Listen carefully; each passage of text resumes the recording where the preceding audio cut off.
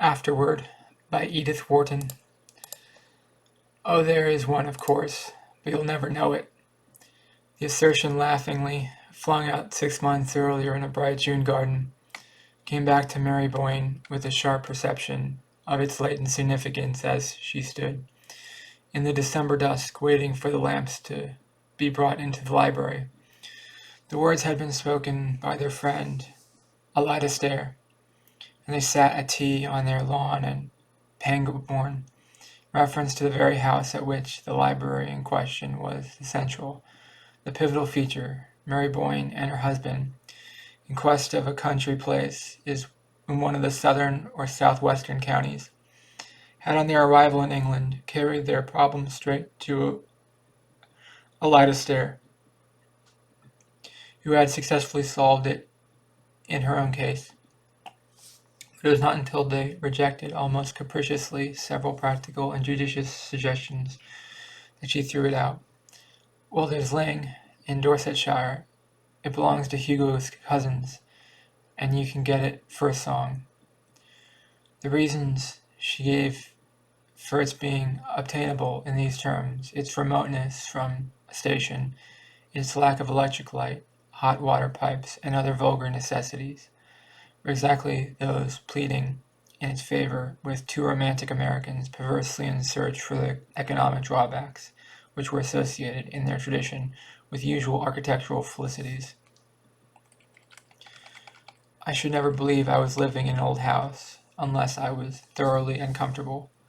Ned Boyne, the more extravagant of the two, had jocosely insisted the least hint of convenience would make me think it had been brought out of an exhibition, with the pieces numbered and set up again, and they had proceeded to enumerate with humorous precision the various suspicions and exactions, refusing to believe that the house their cousin recommended was really Tudor, till they learned it had no heating system, or that the village church was literally in the grounds, till she assured them of the deplorable uncertainty of the water supply. It's too uncomfortable to be true. Edward Boyne had continued to exult as the avowal of each disadvantage was successfully wrung from her, but he had cut short his rhapsody to ask, with a sudden relapse of distrust, "And the ghost? You've been concealing from us the fact that there is no ghost." Mary at the moment had laughed with him, yet almost with her laugh, being possessed of several sets of independent perceptions, had noted a sudden flatness of tone in Elida's answering hilarity. "Oh, Dorsetshire is full of ghosts, you know." Yes, but that won't do. I want to drive 10 miles to see somebody else. I don't want to drive 10 miles to see somebody else's ghost. I want one on my own premises. Is there a ghost at Lying?" His rejoinder had made Elida laugh again, and it was then that she had flung back tantalizingly, "Oh, there is one, of course, but you'll never know it." "Never know it?" Boyne pulled her up. "But what in the world constitutes a ghost except the fact of its being known for one?" "I can't say, but that's the story. That there's a ghost, but that nobody knows it's a ghost. Well, not till afterward, at any rate." "Till afterward?" "Not till long, long afterward.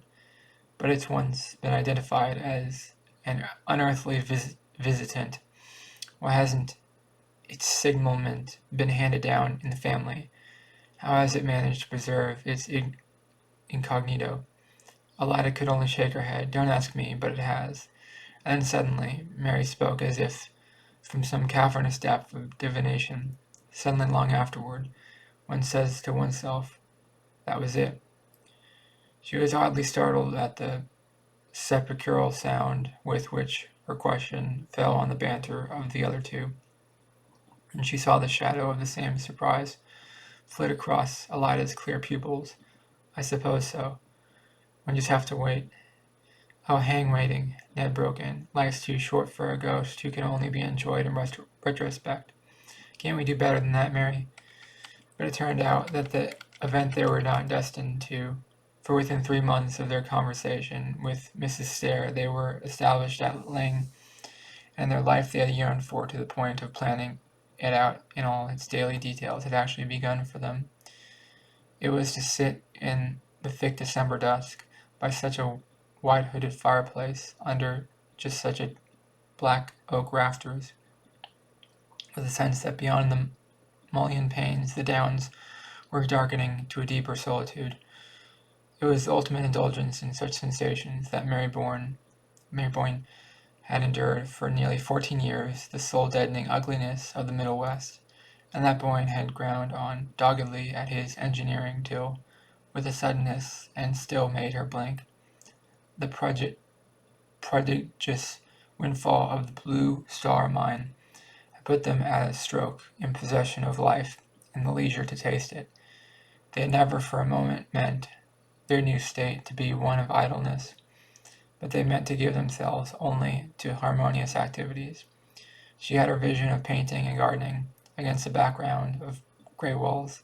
He dreamed of the production of his long-planned book on the economic basis of culture, and with such absorbing work ahead, no existence could be sequestered. They could not get far enough from the world, or plunge deep enough into the past.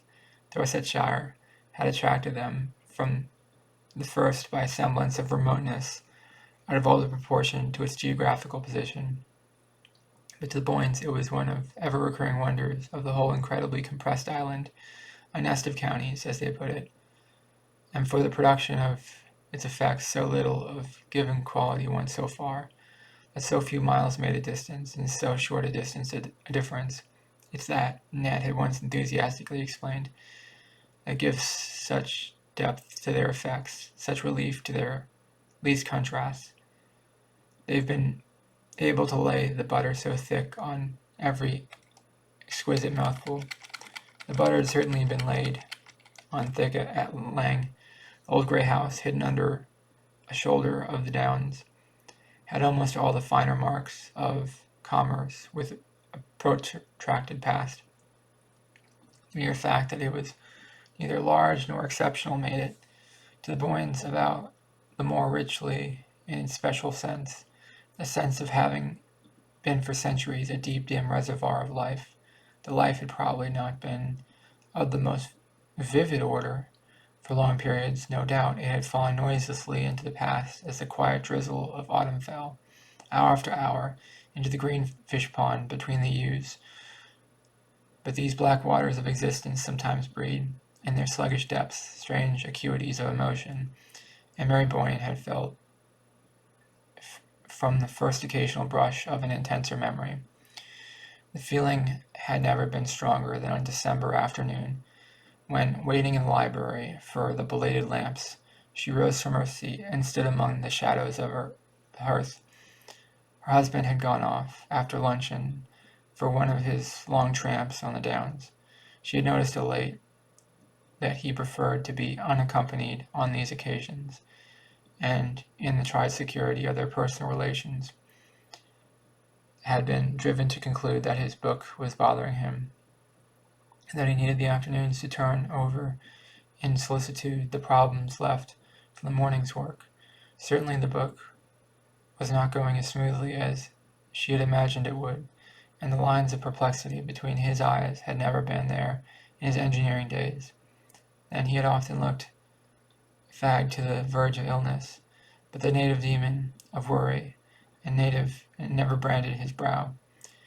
Yet the few pages he had so far read to her, the introduction and the synopsis of the opening chapter, gave evidences of a firm possession of his subject, and a deepening confidence of his powers. The fact threw her into deeper perplexity, since now that he had done with business and its disturbing contingencies, the one other possible element of anxiety was eliminated, unless it were his health then. But physically he had gained since they had come to Dorsetshire, grown robuster, ruddier, and fresher-eyed. It was only within a week she had felt him the undefinable change that made him her restless in his absence, and tongue-tied in his presence, as though she were she who had a secret to keep from him. The thought that there was a secret somewhere between them struck her with a sudden smart rap of wonder, and she looked about her down the dim, long room. Can it be the house? She mused. The room itself might have been full of secrets. They seemed to be piling themselves up as evening fell, like the layers and layers of velvet shadow dropping from the low ceiling. Dusky walls of books, the smoke-blurred sculpture of the hooded hearth. Why, of course, the house is haunted, she reflected. The ghost, a light as imperceptible ghost, after figuring largely in the banter of their first month or two at Ling, had been gradually discarded as too ineffectual for imaginative use. Mary had indeed, as became the tenant of a haunted house, made the customary inquiries among her few rural neighbors, but beyond a vague, "They do say so, ma'am," the villagers had nothing to impart. The elusive spectre had apparently never had sufficient identity for a legend to crystallize about it, and after a time the Boyens had laughingly set the matter down to their profit and loss account, agreeing that Ling, who was one of the few houses good enough to, in and of itself, to dispense with supernatural enhancements. And I suppose poor ineffectual demon. That's why it beats its beautiful wings in vain in the void, Mary had laughingly concluded. Or rather, Ned answered in the same strain. Why amid so much that's ghostly, it can never affirm its separate existence as the ghost, and thereupon their invisible housemate had finally dropped out of the references, which were numerous enough to make them promptly unaware of the loss. Now as she stood on the hearth, the subject of their earthlier curiosity revived in her with a new sense of its meaning, a sense gradually acquired through close daily contact with the scene of the lurking mystery. It was the house itself, of course, that possessed the ghost-feeling faculty, that communed visually but secretly with its own past. If one could only get into enough communion with the house, one might surprise its secret, and acquire the ghost sight on one's own account. Perhaps in his long solitary hours in this very room, where she never trespassed till the afternoon, her husband had acquired it already, and was silently carrying the dread weight of whatever it had revealed to him. Mary was too well versed in the code of the spectral world not to know that one could not talk about the ghosts one saw. To do so was almost as great a breach of good breeding as to name a lady in the club, but this explanation did not really satisfy her. What, after all, except for the fun of the freshen, she reflected, would he really care for any of their old ghosts? And then she was thrown back once more on the fundamental dilemma, the fact that one's greater or less susceptibility to spectral influences had no particular bearing on the case. Since when does one see a ghost at Ling? One did not know it. Not till long afterward. Eliza Stair had said, well, supposing Ned had seen one when they first came, and they had known within the last week what had happened to him, more and more under the spell of the hour, she threw back her searching thoughts to the earlier days of their tenancy, but at first only to recall a gay confusion of unpacking, settling, arranging books, and calling to each other from remote corners of the house as treasure after treasure of their habitation revealed itself to them. It was in this particular connection that she presently recalled a certain soft afternoon of the previous October, when passing from the first rapturous flurry of exploration to a detailed inspection of the old house, she had pressed, like a novel heroine, a panel that opened at her touch, on a narrow flight of stairs leading to an unsuspected flat ledge of the roof which from below seemed to slope away on all sides too abruptly for any but practiced feet to scale.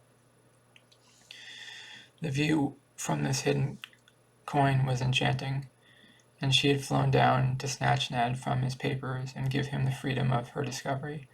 She remembered still how, standing on the narrow ledge, he had passed his arm around her, while their gaze flew to the long, tossed horizon line of the downs, and then dropped contentedly back to trace the arabesque of the yew hedges about the fish pond, in the shadow of the cedar of the lawn. And now the other way, he had said, gently turning her about with his arm, and closely pressed to him. She had absorbed, like some long, satisfying draught, the picture of the grey-walled court, squat lions on the gates, and the lime avenue reaching up to the high ground above the downs. It was just then, while they gazed and held each other, that she had felt his arm relax and heard a sharp hello. It made her turn to glance at him. Distinctively, yes.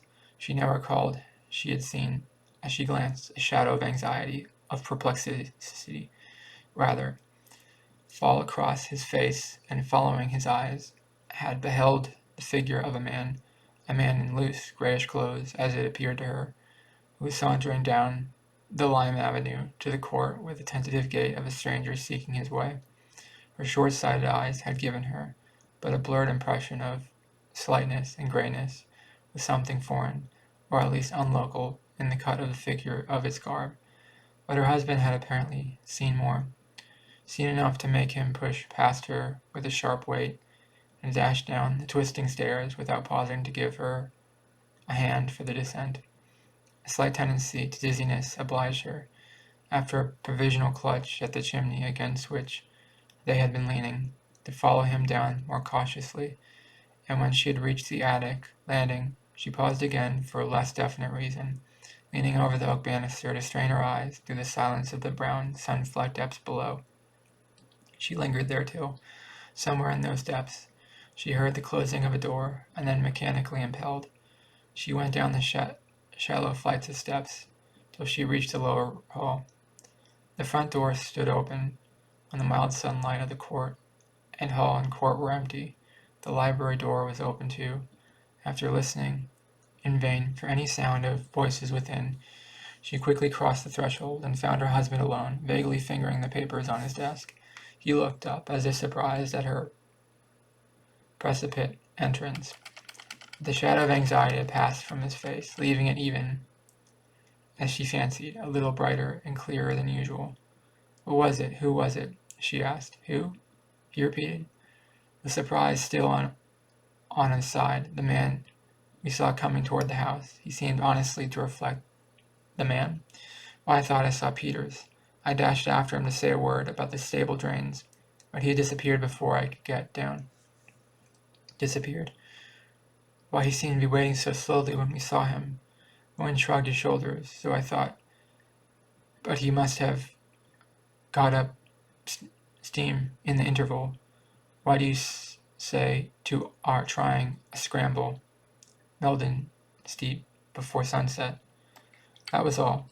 At the time of the occurrence, had been less than nothing, had indeed been immediately obliterated by the magic of their first vision from Meldon Street steep, a height which they had dreamed of climbing ever since they had first seen its bare spine heaving itself above the low roof of Lang.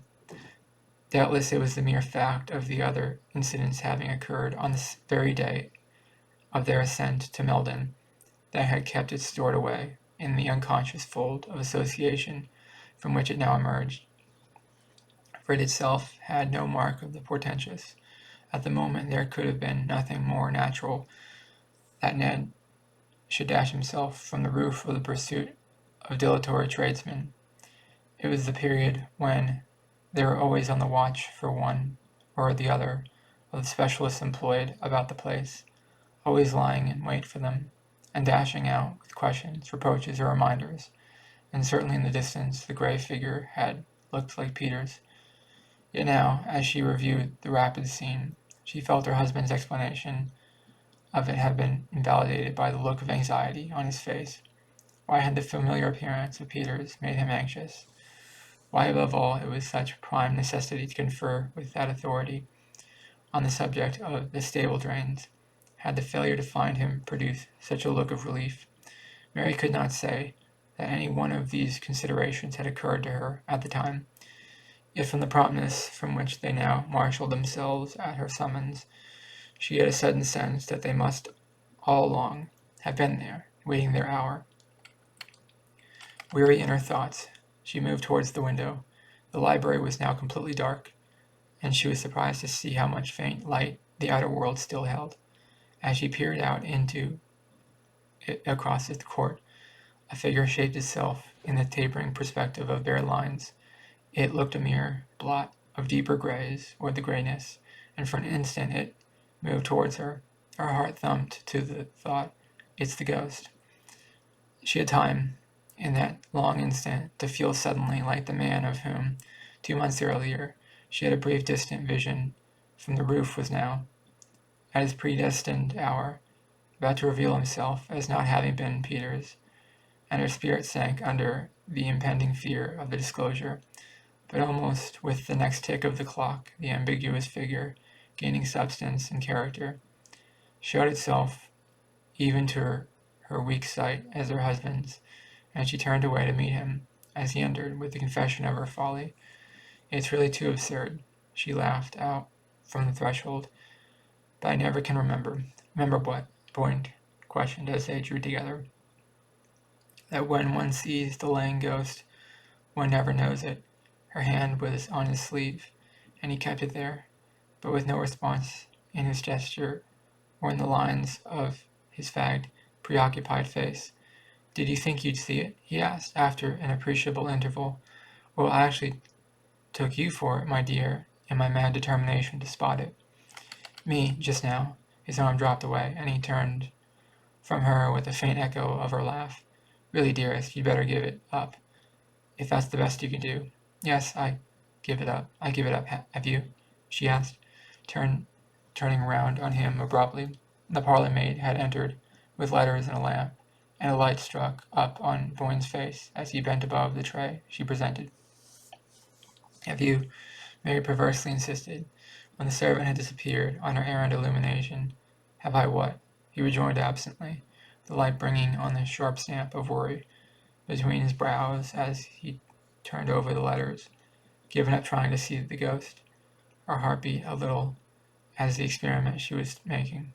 Her husband, laying his letters aside, moved away into the shadow of the hearth.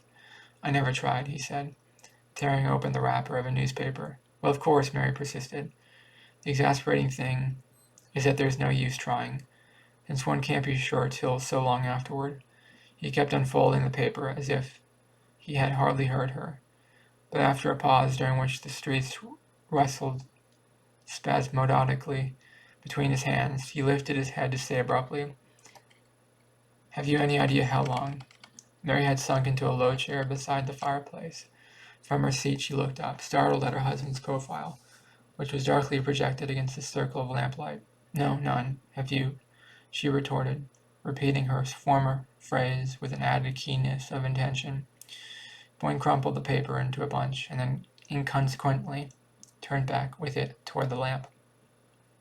"Lord, no, I only meant," he explained, with a faint tinge of impatience.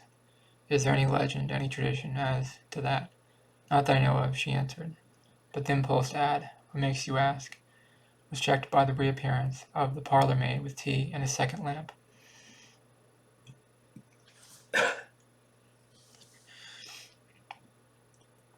With the dispersal of shadows and the repetition of the daily domestic office, Mary Boyne felt herself less oppressed by the sense of something mutely imminent which had darkened her solitary afternoon. For a few moments she gave herself silently to the details of her task, and when she looked up from it she was struck to the point of bewilderment by the change in her husband's face. He had seated himself near the farther lamp, and was absorbed in the perusal of his letters. But was it something he had found in them, or merely the shifting of her own point of view, that had restored his features to their normal aspect? The longer she looked, the more definitely the change affirmed itself. The lines of painful tension had vanished, and such traces of fatigue as lingered were the kind easily attributed to steady mental effort.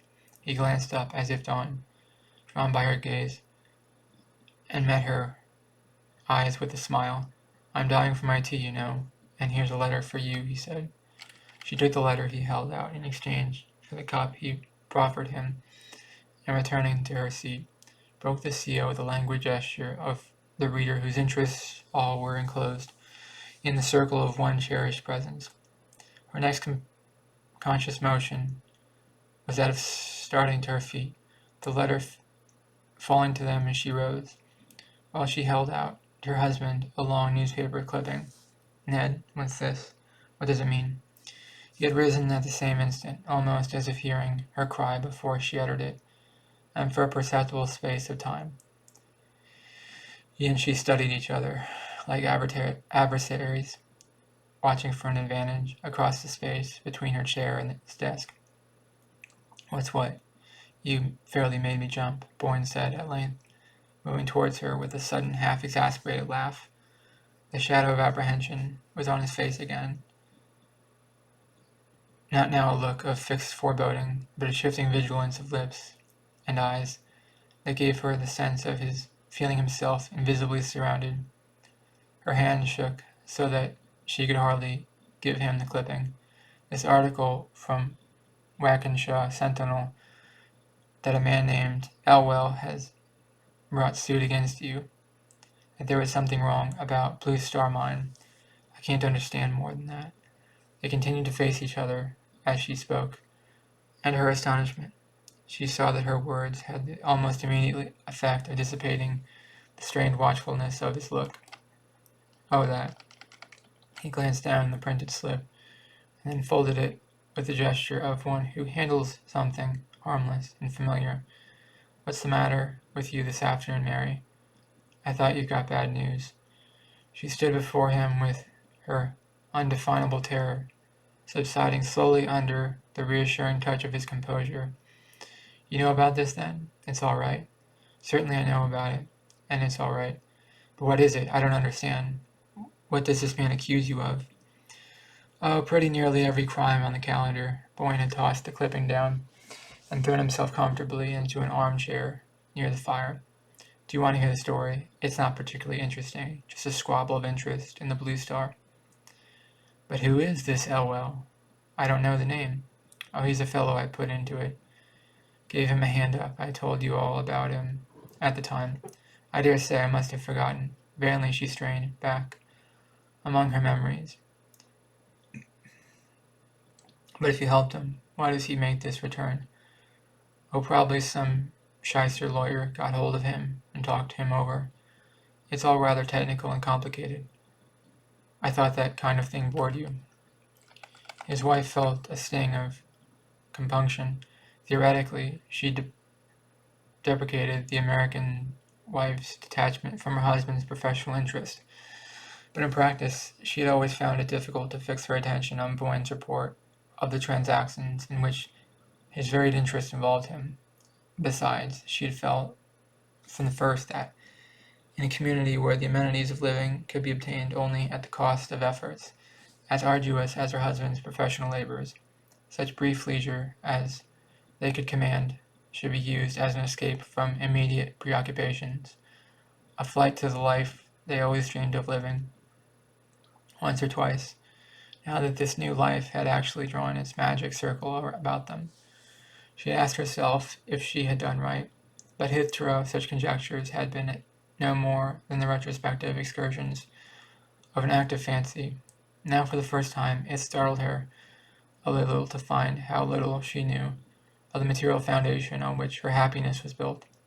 She glanced again at her husband. She was reassured by the composure in his face, yet she felt the need of more definite grounds of her reassurance. "But doesn't this suit worry you? Why have you never spoken to me about it?" He answered both questions at once. "I didn't speak of it at first because it didn't worry me, annoyed me rather, but it's all ancient history now. Your correspondent must have got hold of a back number of the Sentinel." She felt a quick thrill of relief. "You mean it's over? He lost the case?" It was just a perceptible delay in Boyne's reply. "The suit's been withdrawn, that's all." But she persisted, as if to exonerate herself from the inward charge of being too easily put off. "Withdrawn because he saw he had no chance." "Oh, he had no chance," Boyne answered. She was still struggling with a dimly felt perplexity at the back of her thoughts. How long ago was it withdrawn? He paused as if with a slight return of his former uncertainty. "I've just had the news now." But I have been expecting it. Just now. In one of your letters. Yes, in one of my letters. She made no answer, and was aware only after a short interval of waiting that he had risen, and strolling across the room, had placed himself on the sofa at her side. She felt him, and he did so, passed an arm around her, and she felt his hand to seek hers and clasp it. Turning slowly, and drawn by the warmth of his cheek, she met with smiling clearness of his eyes. It's all right, she questioned.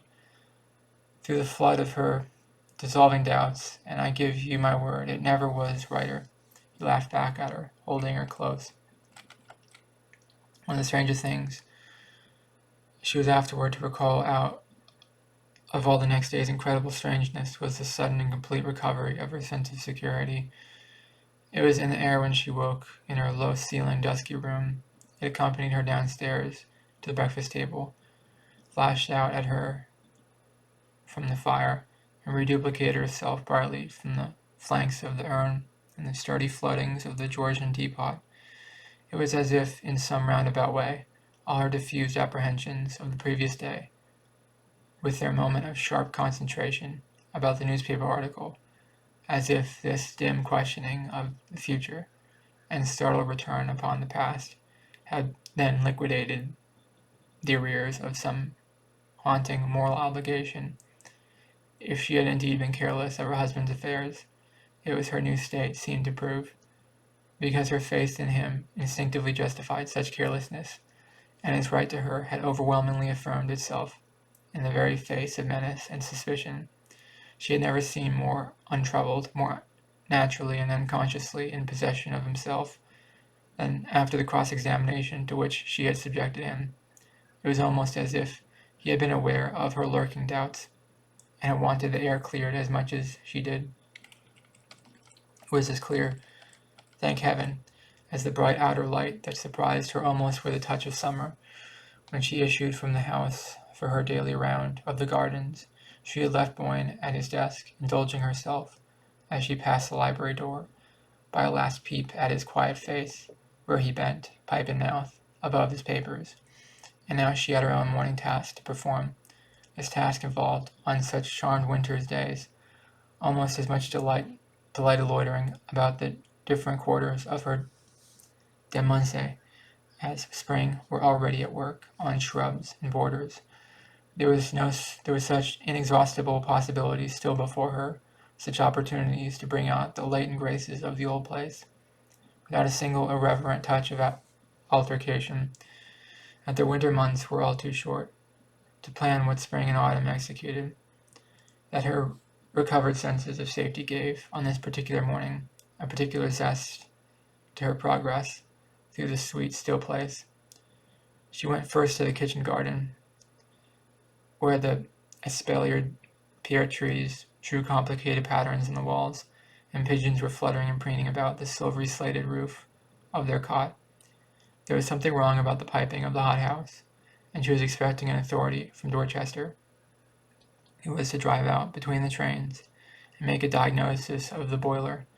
But when she dipped into the damp heat of the greenhouses among the spice scents and waxy pinks and reds of old-fashioned exotics, even the flora of Lang was in the note, she learned that the great man had not arrived, and the day being too rare to waste in artificial atmosphere, she came out again and paced slowly along the springy turf of the bowling green to the gardens behind the house. At the farther end rose a grass terrace, commanding over the fish pond and yew hedges a view of the long house front, with its twisted chimney stacks and blue shadows of its roof angles, all drenched in the pale gold moisture of the air. Seen thus across the level tracery of the yews under suffused mild light, it sent her, from its open windows and hospitally smoking chimneys, the look of some warm human presence, of a mind slowly ripened on a sunny wall of experience. She had never before had so deep a sense of her intimacy with, such a conviction that its secrets were all beneficent, kept, as they said, for the children, for one's good. So complete a trust in its power to gather up her life that Ned into the harmonious pattern of the long story it sat there weaving in the sun. She heard steps behind her and turned, expecting to see the gardener, accompanied by the engineer from Dorchester. Only one figure was in sight, that of a youngish, slightly built man, who for reasons she could not on the spot have specified, did not remotely resemble her preconceived notion of an authority on hothouse boilers. The newcomer, on seeing her, lifted his hat and paused with the air of a gentleman, perhaps a traveler desirous of having it immediately known that his intrusion is involuntary.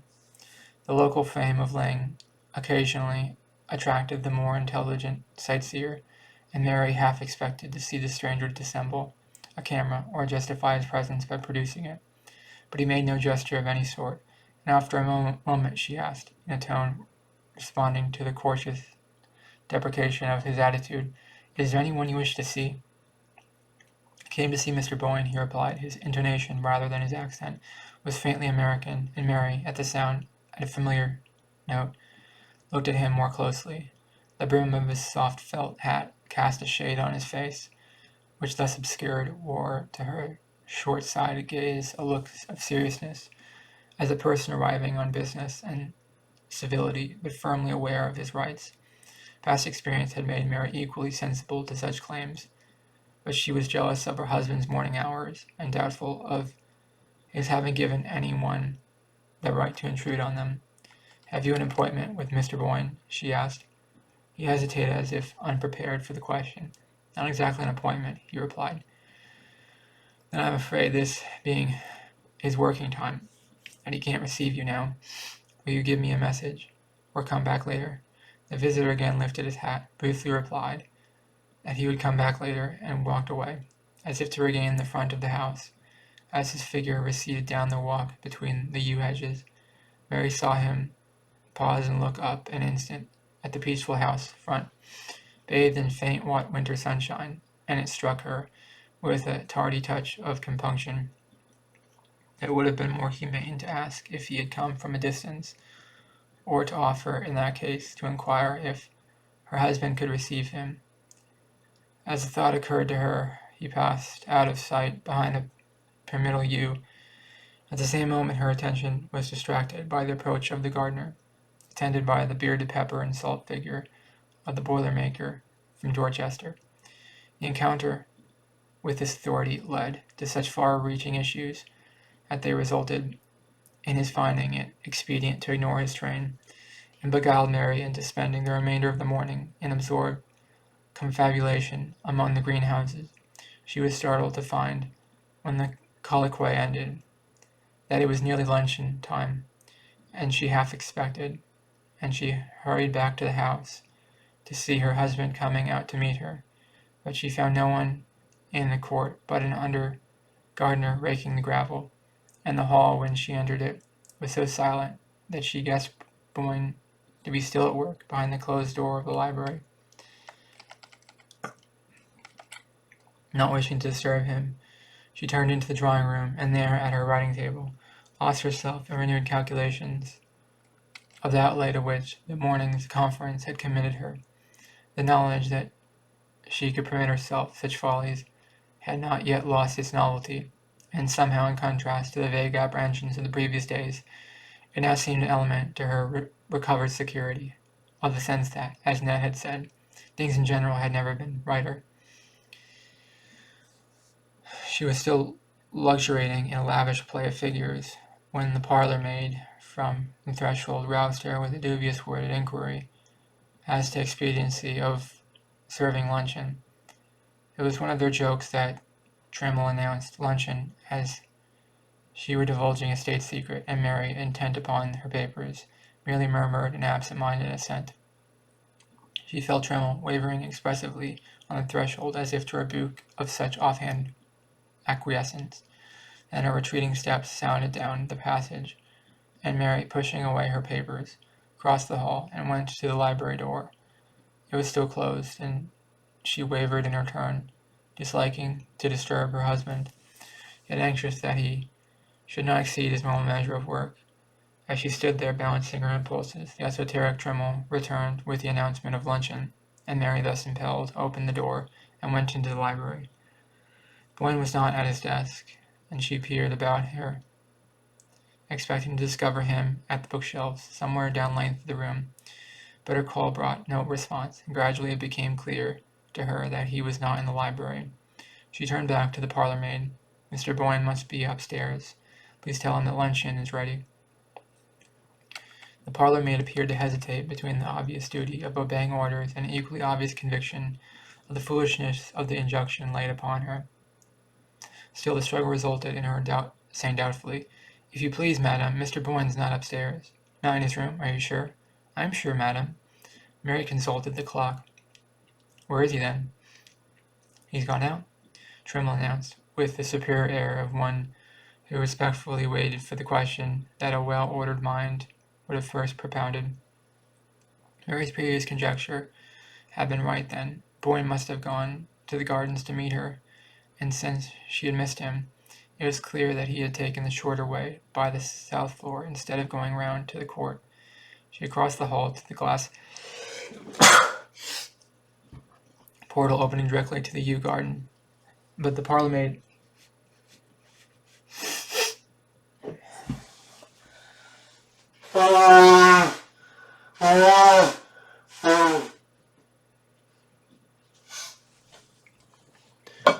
after another moment of inner conflict, decided to bring out recklessly, "Please, madam, Mr. Boyne didn't go that way." Mary turned back. "Where did he go, and when?" "He was out of the front door, up the drive, madam." It was a matter of the principle with Trimmy never to answer more than one question at a time. "Up the drive, at this hour." Mary went to the door herself, glanced across the court, through the long tunnel of bare limes, but its perspective was as empty as when she had scanned it on entering the house. "Did Mr. Boyne leave no message?" she asked. Trimble seemed to surrender herself to a last struggle with the forces of chaos. "No, madam. He just went out with the gentleman." "The gentleman? What gentleman?" Mary wheeled about as if to front this new factor. "The gentleman who called, madam," said Trimble, resigningly. "When did a gentleman call? Do you explain yourself, Trimble?" Only the fact that Mary was very hungry, and that she wanted to consult her husband about the greenhouses, would have caused her to lay so unusual an injunction on her attendant. But even now she was detached enough to note in Trimble's eyes the dawning defiance of the respectful subordinate who has been pressed too hard. "I couldn't exactly say the hour, madam, because I didn't let the gentleman in," she replied, with the air of magnanimously ignoring the irregularity of her mistress's course. "You didn't let him in?" "No, madam. When the bell rang I was dressing, and Agnes—" "Go and ask Agnes, then," Mary interjected. Trimble still wore her look of patient magnanimity. "Agnes would not know, madam, for she had unfortunately burnt her hand in trying the wick of a new lamp from town." Trimble, as Mary was aware, had always been opposed to the new lamp, and so Mrs. Dockett sent the kitchen maid in instead. Mary looked again at the clock. "It's after 2. Go and ask the kitchen maid if Mr. Boyne left any word." She went into luncheon without waiting, and Trimble presently brought her there the kitchen maid's statement that the gentleman had called about 1 o'clock, that Mr. Boyne had gone out with him without leaving any message. The kitchen maid did not even know the caller's name, for he had written it on a slip of paper, which he had folded and handed to her, with the injunction to deliver it all at once to Mr. Boyne. Mary finished her luncheon, still wondering, and when it was over, and Trimble had brought the coffee to the drawing-room, her wonder had deepened into a first faint tinge of disquietude. It was unlike Boyne to absent himself without explanation at so unwonted an hour, and the difficulty of identifying the visitor whose summons he had apparently obeyed made his disappearance the more unaccountable. Mary Boyne's experience as the wife of a busy engineer, subject to sudden calls and compelled to keep irregular hours, had trained her to the philosophic acceptance of surprises, but since Boyne's withdrawal from business he had adopted a Benedictine regularity of life, as if to make up for the dispersed and agitated years, with their stand-ups, lunches, and dinners rattled down to the joltings of the dinner car. He cultivated the last refinements of punctuality and monotony, discouraging his wife's fancy for the unexpected, and declaring that, to a delicate taste, there were indefinite gradations of pleasure in the fixed recurrences of habit. Still, since no one can completely defend itself from the unforeseen, it was evident that Alboyne's precautions would sooner or later prove unavailable, and Mary concluded that he had cut short a tiresome visit by walking with his caller to the station, or at least accompanying him for part of the way. This conclusion relieved her from farther preoccupation, and she went out herself to take up her conference with the gardener. Then she walked to the village post office a mile or so away, and when she turned toward home, the early twilight was setting in. She had taken a footpath across the downs, and as Boyne, meanwhile, had probably returned from the station by the high road, there was little likelihood of their meeting on the way. She felt sure, however, of his having reached the house before her, so sure that, when she entered it herself, without even pausing to inquire of Trimmel, she made directly for the library. But the library was still empty, and with an unwonted precision of visual memory, she immediately observed that the papers on her husband's desk lay precisely as they had lain when she had gone in to call him to luncheon. Then of a sudden she was seized by a vague dread of the unknown. She had closed the door behind her on entering, and she stood alone in the long, silent, shadowy room. Her dread seemed to take shape and sound, to be there audibly breathing and lurking among the shadows, her short-sighted eyes straying through them, half discerning an actual presence, something aloof that watched anew, and in the recoil from that intangible propinquity, she threw herself suddenly on the bell rope and gave it a desperate pull. The long, quavering summons brought Timmel in precipitately with a lamp, and Mary breathed again with the sobering reappearance of the usual. "You may bring tea if Mr. Boyne is in," she said, to justify her ring. "Very well, madam, but Mr. Boyne is not in," said Trimmel, putting down the lamp. "Not in? You mean he's come back and gone out again?" "No, madam, he's never come back." The dread stirred again, and Mary knew that now it had her fast. Not since he went out with the gentleman. But who was the gentleman? Mary gasped out, with a sharp note of someone trying to be heard through confusion of meaningless noises. "That I couldn't say, madam." Trimmel, standing there by the lamp, seemed suddenly to grow less round and rosy, as though eclipsed by the same creeping shade of apprehension. "But the kitchen maid it shows. Wasn't it the kitchen maid who let him in?" "She doesn't know either, madam, for he wrote his name on a folded paper." Mary, through her agitation, was aware that they were both designated the unknown visitor by a vague pronoun, instead of the conventional formula which, till then, had kept their allusions within the bounds of custom. At the same moment her mind caught the suggestion of the folded paper. "But he must have a name. Where is the paper?" She moved to the desk and began to turn over the scattered documents that littered it. The first that caught her eye was an unfinished letter in her husband's hand, with his pen lying across it as though dropped there at sudden summons. "My dear Parvis." "Who is Parvis?" "I just received your letter announcing Elwell's death, and while I suppose there is now no further risk of trouble, it might be safer." She tossed the sheet aside.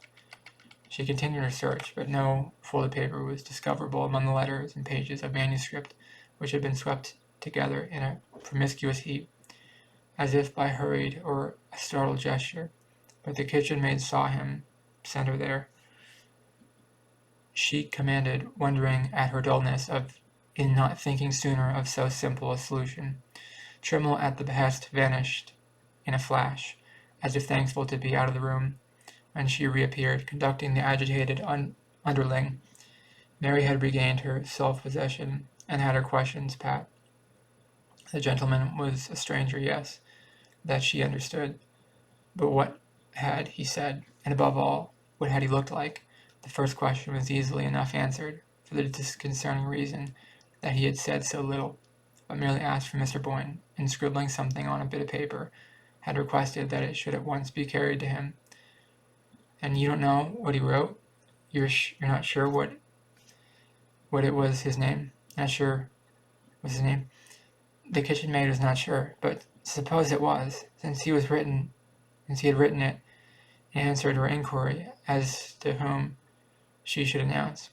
And when you carried the paper in to Mr. Boyne, what did he say?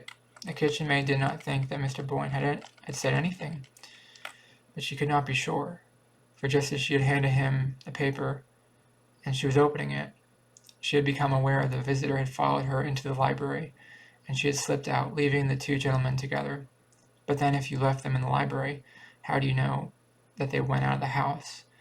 This question plunged the witness into momentary inarticulateness, from which she was rescued by Trimmel, who, by means of ingenious circumlocutions,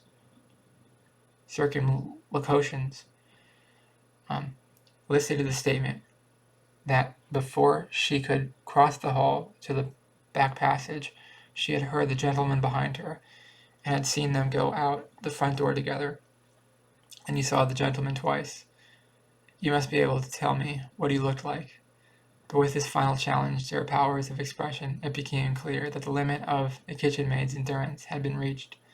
The obligation of going to the front door to show in a visitor was in itself so subversive of the fundamental order of things, it had thrown her faculties into hopeless disarray, and she could only stammer out various panting efforts of evocation. His hat, mum, was different like, you might say. Different, how different? Mary flashed out at her own mind at the same instant, leaping back to an image left on it that morning, but temporarily lost under layers of subsequent impressions. His hat had a wide brim, you mean? And his face was pale, a youngish face. Mary pressed her with a white-lipped intensity of interrogation, but the kitchen maid found any inadequate answer to the challenge. It was swept away for her listener down the rushing current of her own convictions. The stranger in the garden. Why had Mary not thought of him before? She needed no one now to tell her it was he who had called for her husband and gone away with him. But who was he, and why had Boyne obeyed his call? It leaped out at her suddenly, like a grin out of the dark, that they had often called England so little, such a confoundingly hard place to get lost in. A confoundingly hard place to get lost in, that had been her husband's phrase. And now the whole machinery of official investigation sweeping its flashlights from the shore to shore across the dividing straits now, with Boyne's name blazing from the investigation sweeping its flashlights from shore to shore across the dividing straits now, with Boyne's name blazing from the walls of every town and village, his portrait, how that wrung her, hawked up and down the country like an image of a haunted criminal. Now the little compact, populous island, so policed, surveyed, and administered, revealed itself as a sphinx-like guardian of abysmal mysteries, staring back into his wife's anguished eyes, as if the malicious joy of knowing something they would never know. In the fortnight since Boyne's disappearance, there had been no word of him, no trace of his movements. Even the usual misleading reports that raised expectancy in tortured bosoms had been few and fleeting. No one but the bewildered kitchen maid had seen him leave the house, and no one else had seen the gentleman who accompanied him. All inquiries in the neighborhood failed to elicit the memory of a stranger's presence that day in the neighborhood of Lang, and no one had met Edward Boyne, either alone in the company, in any of the neighboring villages, or on the road across the downs, or at either of the local railway stations. The sunny English noon had swallowed him as completely as he had gone out into Cimmerian night. Very well, every external means of investigation was working at its highest pressure, had ransacked her husband's papers for any trace of antecedent complications, of entanglements or obligations unknown to her, that might throw a faint ray into the darkness. But if any such had existed in the background of Boyne's life, they disappeared as completely as the slip of paper on which the visitor had written his name. There remained no possible thread of guidance except, if it were indeed an exception, the letter which Boyne had apparently been in the act of writing when he received his mysterious summons. The letter read and reread by his wife, and submitted to her by the police, yielded little enough for conjecture to feed on. I have just heard of Elwell's death, and while I suppose there is now no farther risk of trouble, it might be safer, that was all. The risk of trouble was easily explained by the newspaper clipping which had appraised Mary of the suit brought against her husband by one of the associates in the Blue Star enterprise. The only new information conveyed in the letter was the fact of its showing Boyne, when he wrote it, to be still apprehensive of the results of the suit, though he had assured his wife that it had been withdrawn, and through the letter itself declared that the plaintiff was dead. It took several weeks of exhaustive cabling to fix the identity of the Parvis, to whom fragmentary communication was addressed, but even after these inquiries had shown him to a Waukesha lawyer, no new facts concerning the Elwell suit were elicited. He appeared to have no direct concern to it, but to have been conversant with the facts merely as an acquaintance and possible intermediary, and he declared himself unable to divine what object Boyne intended to seek his assistance. This negative information, sole fruit to the first fortnight feverish search, was not increased by a jot during the slow weeks that followed. Mary knew the investigations were still being carried on, but she had a vague sense of their gradually slackening, as the actual march of time seemed to slacken. It was as though the day's flying horror struck from the shrouded image of one inscrutable day, gained assurance as the distance lengthened. To the last they fell back into their normal gait. And so with the human imaginations at work on the dark event, no doubt it occupied them still, but week by week and hour by hour grew less absorbing, took up less space, was slowly but inevitably crowded out of the foreground of consciousness by the new problems perpetually bubbling up from the vaporous cauldron of human experience. Even Mary Boyne's unconscious gradually felt the same lowering of velocity. It still swayed with the incessant oscillations of conjecture, but they were slower, more rhythmical in their beat. There are moments of overwhelming lassitude when, like the victim of some poison which leaves the brain clear, but holds the body motionless, she saw herself domesticated with the horror, accepting the perpetual presence as one of the fixed conditions of life. These moments lengthened into hours and days, till she passed into a phase of stolid acquiescence. She watched the familiar routine of life with the incurious eye of a savage, on whom the meaningless processes of civilization made but the faintest impression. She had come to regard herself as part of the routine, a spoke in the wheel, revolving with its motion. She felt almost like the furniture of the room in which she sat, an insensate object, to be dusted and pushed about with the chair and tables, and this deepening apathy held her fast at Ling, in spite of the urgent entreaties of friends and the usual medical recommendation of change.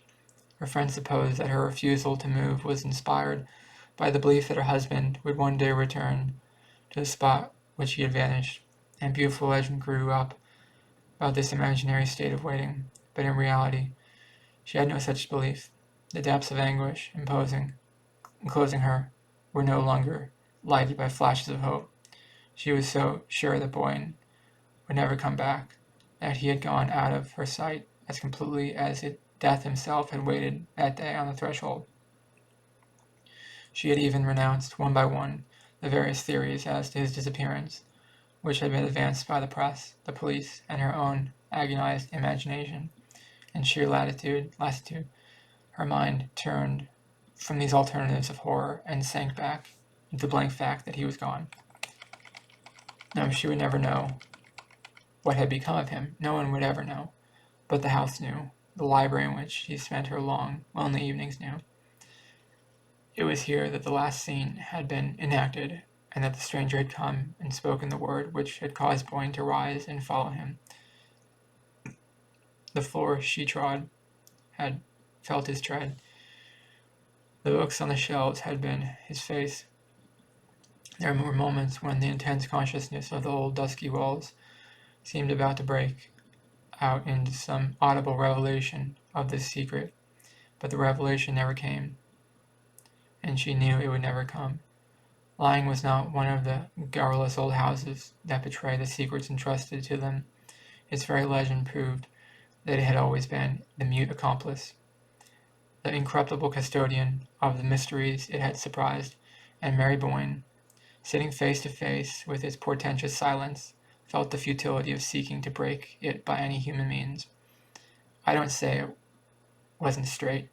You don't say it was straight. It was business. Mary, at the words, lifted her head with a start, looked intently at the speaker. When a half hour before a card with Mr. Parvis on it had been brought to her, she had immediately been aware that the name had been part of her consciousness ever since she had read it at the head of Boyne's unfinished letter. In the library, she had found awaiting her a small, neutral-tinted man with bald head and gold-eyed glasses, and sent a strange tremor through her to know that this was the person to whom her husband's last known thought had been directed. Parvis, civilly but without vain preamble, in the manner of a man who has his watch in his hand, had set forth the object of his visit. He had run over to England on business, and finding himself in the neighbourhood of Dorchester, had not wished to leave it without paying his respects to Mrs. Boyne, without asking her, if the occasion offered, what she meant to do about Bob Elwell's family. The words touched the spring of some obscure dread in Mary's bosom. Did her visitor, after all, know what Boyne had meant by his unfinished phrase? She asked for an elucidation of his question, and noticed at once that he seemed surprised at her continued ignorance on the subject. Was it possible that she really knew as little as she said? I know nothing, you must tell me, she faltered out. And her visitor thereupon proceeded to unfold this story. It threw even to her confused perceptions and imperfectly initiated vision a lurid glare on the whole hazy episode of the Blue Star Mine. Her husband made his money in that brilliant speculation at the cost of getting ahead of someone less alert to seize the chance. The victim of his ingenuity was young Robert Elwell, who had put him on to the Blue Star scheme. Parvis, at Mary's first startled cry, had thrown her a sobering glance through his impartial glasses. Bob Elwell wasn't smart enough, that's all. If he had been, he might have turned round and served Boyne in the same way. It's the kind of thing that happens every day in business. I guess that's what the scientists call the survival of the fittest, said Mr. Parvis, evidently pleased with the aptness of his analogy. Mary felt a physical shrinking from the next question she tried to frame. It was as though the words on her lips had taste that nauseated her. But then, you accuse my husband of doing something dishonorable. Mr. Parvis surveyed the question dispassionately. Oh, no, I don't. I don't even say it was straight. He glanced up and down the long lines of books, as if one of them might have supplied him with the definition he sought. I don't say it was straight, and yet I don't say it was straight. It was business. I don't say it wasn't straight, and yet I don't say it was straight. It was business. After all, no definition of the category could be more comprehensive than that. Mary sat staring at him with a look of terror. He seemed to look like the indifferent, implacable emissary of some dark, formless power. Mr. Elwell's lawyers apparently did not take your view, since I suppose the suit was withdrawn by their advice. Oh yes, they knew he hadn't a leg to stand on technically. It was then they advised him to withdraw the suit. He got desperate. You see, he'd borrow most of the money he lost in the Blue Star, and he was up a tree. That's why he shot himself when they told him he had no show. The horror was sweeping over Mary in great deafening waves. He shot himself. He killed himself because of that. Well, he didn't kill himself, exactly. He dragged on 2 months before he died. Parvis emitted the statement as unemotionally as a gramophone grinding out its record. You mean that he tried to kill himself and failed, and tried again? Oh, he didn't have to try again, said Parvis grimly. They sat opposite each other in silence. He swinging his eyeglasses thoughtfully about his finger, she motionless, her arms stretched along her knees in an attitude of rigid tension. But if you knew all this, she began at length, hardly able to force her voice above a whisper, how is it then I wrote you, at the time of my husband's disappearance, you said you didn't understand his letter? Parvis received this without perceptible discomfigure. Why, I didn't understand it, strictly speaking, and it wasn't the time to talk about it. If I had, the Elwell business was settled when the suit was withdrawn. Nothing I could have told you would have helped you find your husband. Mary continued to scrutinize him. And why are you telling me now? Still Parvis did not hesitate. Well, to begin with, I suppose you knew more than you appeared to. I mean about the circumstances of Elwell's death. And then people are talking of it now. The whole matter has been raked up again. And I thought you didn't know. You ought to. She remained silent, and he continued. You see, it's only come out lately what a bad state Elwell's affairs were in. His wife is a proud woman, and she fought on as long as she could, going out to work and taking sewing at home. When she got too sick, something with the heart, I believe, but she had his bedridden mother to look after, and the children, and she broke down under it, and finally had to ask for help. That attracted attention to the case, and the papers took it up, and a subscription was started. Everybody out there liked Bob Elwell, and most of the prominent names in the place are down on the list, and people began to wonder why. Parvis broke off to fumble in the inner pocket. Here, he continued, here's an account of the whole thing from the Sentinel. A little sensational, of course, but I guess you'd better look it over. He held out a newspaper to Mary, who unfolded it slowly, remembering as he did so the evening when, in that same room, the perusal of a clipping from the Sentinel had first shaken the depths of her security. As she opened the paper, her eyes, shrinking from the glaring headlines, widow of Boyne's victim, forced to appeal for aid, ran down the column of text to 2 portraits inserted in it. First was her husband's, taken from a photograph made the year they had come to England. It was the picture of him that she liked best, the one that stood on the writing table upstairs in her bedroom. As the eyes of the photograph met hers, she felt it would be impossible to read what was said to him, and closed her lids with the sharpness of the pain. I thought you felt disposed to put your name down, she heard Parvis continue. She opened her eyes with an effort, and they fell on the other portrait. It was that of a youngish man, slightly built, in rough clothes, with features somewhat blurred by the shadow of a projecting hat-brim. When had she seen that outline before? She stared at it confusedly, her heart hammering in her throat and ears, and she gave a cry. This is the man who came for my husband. She heard Parvis start to his feet, and was dimly aware that she had slipped backward into the corner of the sofa, and that he was bending above her in alarm. With an intense effort, she straightened herself and reached out for the paper, which she had dropped. It's the man. I should know him anywhere, she cried in a voice that sounded in her own ears like a scream. Parvis's voice seemed to come to her from far off, drowned, endless, fog-muffled windings. Mrs. Boyne, you're not very well. Shall I call somebody? Shall I get a glass of water? No, no, no. She threw herself toward him, her hand frantically clenching the newspaper. I tell you, it's the man. I know him. He spoke to me in the garden. Parvis took the journal from her, directing his glasses to the portrait. It can't be, Mrs. Boyne. It's Robert Elwell. Robert Elwell? Her white stare seemed to travel into space. And it was Robert Elwell who came for him. Came for Boyne, the day he went away? Parvis's voice dropped as hers rose. He bent over, laying a fraternal hand on her, as if to coax her gently back into her seat. Why, Elwell was dead. Don't you remember? Mary sat with her eyes fixed on the picture, unconscious of what he was saying. Don't you remember Boyne's unfinished letter to me? And one you found on his desk that day. It was written just after he'd heard of Elwell's death. She noticed an odd shake in Parvis's unemotional voice. Surely you remember that, he urged her. Yes, she remembered, but was the profoundest horror of it.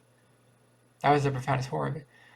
Elwell had died the day before her husband's disappearance, and this was Elwell's portrait, and it was the portrait of the man who had spoken to her in the garden. She lifted her head and looked slowly about the library. The library could have borne witness that it was also the portrait of the man who had come that day to call Boyne from his unfinished letter. Through the misty surgings of her brain, she heard the faint boom of half-forgotten words spoken by a loud stare on the lawn at Bangbourne before Boyne and his wife had ever seen the house at Lang, or had imagined that they might one day live there. This was the man who spoke to me, she repeated. She looked again at Parvis. He was trying to conceal his disturbance under what he imagined to be an expression of indulgent commiseration, but the edges of his lips were blue. He thinks me mad, but I'm not mad, she reflected, and suddenly there flashed upon her a way of justifying her strange affirmation. She sat quiet, controlling the quiver of her lips, and waiting till she could trust her voice to keep its habitual level. Then she said, looking straight at Parvis, "Will you answer me one question, please? When was it that Robert Elwell tried to kill himself?" When? Parvis stammered. "Yes, the date. Please try to remember." She saw that he was growing still more afraid of her. "I have a reason," she insisted gently. Yes, only I can't remember. About 2 months before, I should say." "I want the date," she repeated. Parvis picked up the newspaper. "We might see here," he said, still humoring her. He ran his eyes down the page. "Here it is, last October, She caught the words from him. "The 20th, wasn't it?" With a sharp look at her, he verified. "Yes, the 20th. Then you did know?" "I know now." Her white stare continued to travel past him. "Sunday the 20th was the day he came first." Parvis's voice was almost inaudible. "Came here first?" "Yes." "You saw him twice, then?" "Yes, twice." She breathed it at him with dilated eyes.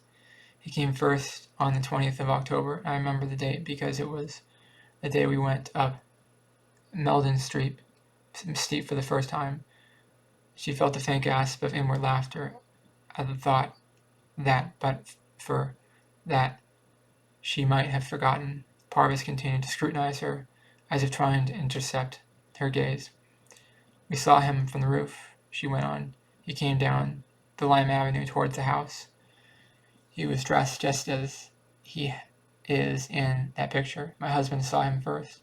He was frightened and ran down ahead of me, but there was no one there. He had vanished." "Elwell had vanished?" Parvis faltered. "Yes." Their two whispers seemed to grope for each other. "I couldn't think of what had happened." "I see now. He tried to come then, but he wasn't dead enough. He couldn't reach us. He had to wait for 2 months, and then he came back again, and Ned went with him." She nodded at Parvis with the look of triumph of a child who has successfully worked out a difficult puzzle. But suddenly she lifted her hands with a desperate gesture, pressing them to her bursting temples. "Oh my God! I sent him to Ned. I told him where to go. I sent him to his room," she screamed out.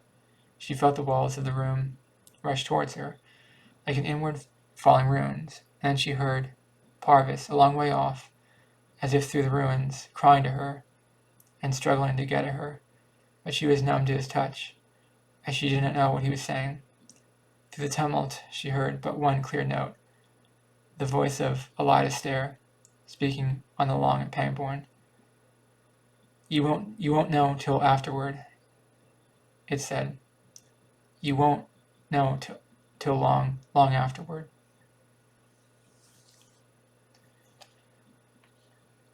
That's the end of Afterward by Edith Wharton.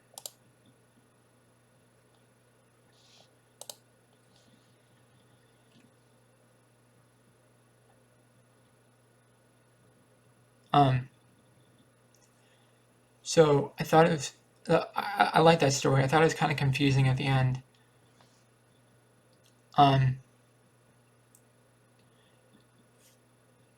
It had an obscure ending.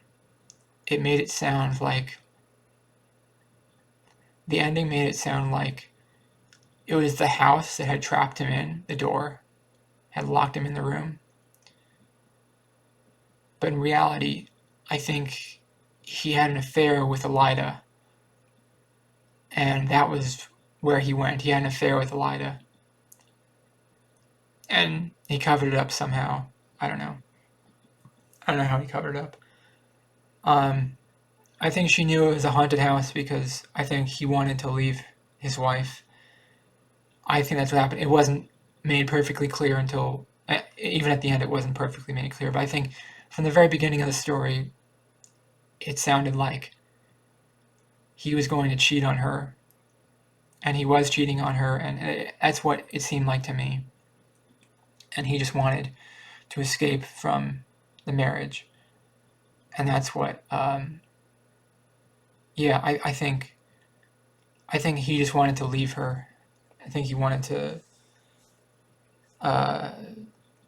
be with Elida or somebody else or something. I don't know. I just think he just wanted to cheat on her. That's what the story was about. So she thought it was a ghost, but in reality it was just infidelity. That's all it was. It was just infidelity. Infidelity can be like a ghost in a lot of ways. That's why you have to be careful with that stuff. But yeah, I thought it was a good story. I like ghost stories like that are about something real and not about like some cheap horror. I like real scary stories that are about like real life, things that happen in real life. I think I understood the story, but only sort of. Sometimes things are obscured for me. Let me know in the comments below, what did you think of the story?